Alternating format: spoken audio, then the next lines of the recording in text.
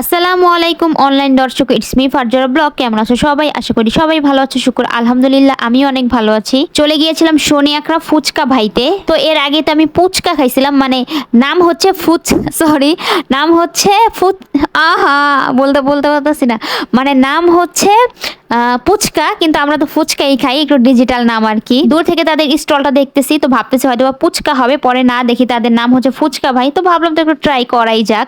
আর আমার ছেলে গেছে, ও বলতেছে আম্মু ফুচকা খাবো, চলো চলো এখানে একটু বসে, এখানে একটু বসি। আর ফুচকা পছন্দ করে না এমন মানুষ খুব কমই আছে। আর আমরা রেগুলারটা নিচ্ছি, যেটা দাম ছিল 50 টাকা। আর আমার ছেলের ইচ্ছে হয়েছে ওনাকে দই ফুচকা খাবে।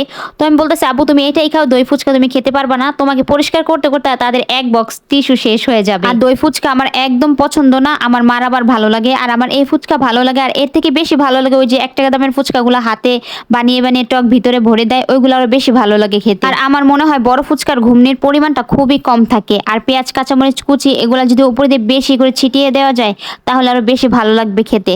তো এখন কথা হচ্ছে আমি নামগুলো, তাদের দোকানের নামগুলো নিয়ে ভাবতাছি যে কি ডিজিটাল নাম দেয় যেগুলো আমি বলতেই পারি না। আগে দেখতাম যে বাবুল কাকার চটপটি, জলিল মিয়ার ফুচকা ইত্যাদি ইত্যাদি এই নামগুলো রাখতো আর কি। তো আমিও একটা দোকান দিব ভাবতেছি, এমন নাম রাখবো যাতে কেউ বলতেই না পারে। তো কি নাম রাখা যায় তোমরা একটু কমেন্ট করে জানাও। তো ভিডিওটা এতটুকুই ভালো লেগে থাকলে অবশ্যই একটা ফলো মাইরা দিও। আল্লাহ হাফেজ।